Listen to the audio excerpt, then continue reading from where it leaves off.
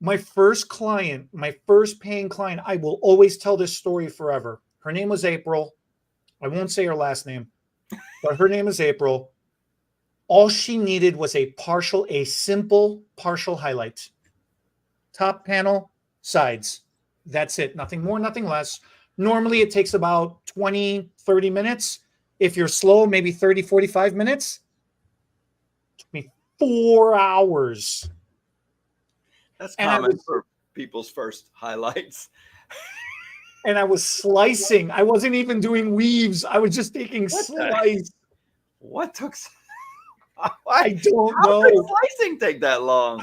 Now, mind you, I've done shows, I've done TV, I've done movie, I've done TV shows, I've done magazine shoots. So let me interrupt you there, because you're saying all that like everybody understands what that means. What that means is you rarely do that same person a second time.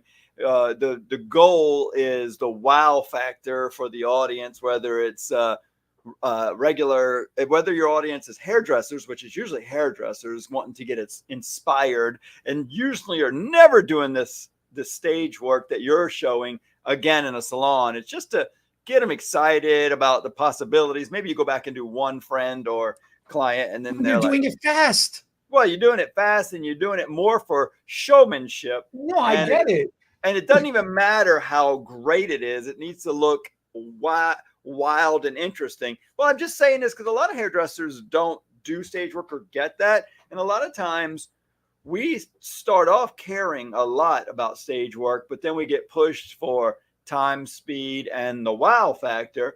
And you almost get sucked into this. It's not a good thing. I'm just saying the fact here. You get sucked into this thing of not caring what the client wants or what even looks good on them. It's more about wowing the crowd. So it's like a blow dryer blowing hair all over the place, and you just cutting blindly into a mess of hair, and then you're like, what do you think?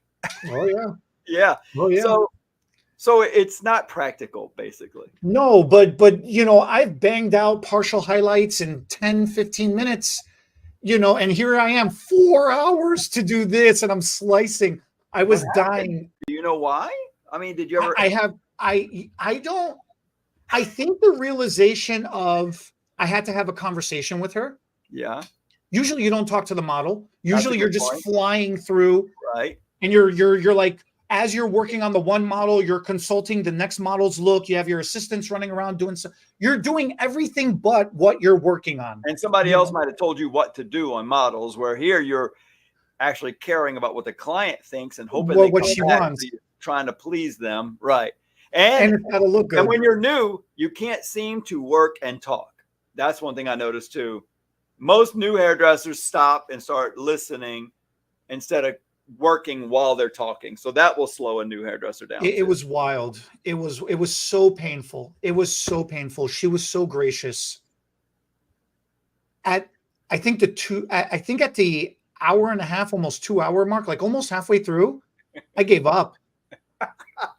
I literally told her, I says, April, I am lost. I have no idea what the hell I'm doing anymore. Let me go get somebody else to finish this and take over. Oh, God. She says, no. You've started this. Finish your job. You started the job. Finish the job. That's good. So then another 2 hours. So 4 hours later, whatever hair was left on her head. Oh yeah, no, her hair melted off. Oh, we were using bleach back then. Yeah. We were using heavy bleaches back then. So yeah, her hair melted off in the foils. Just some of it. A lot of it.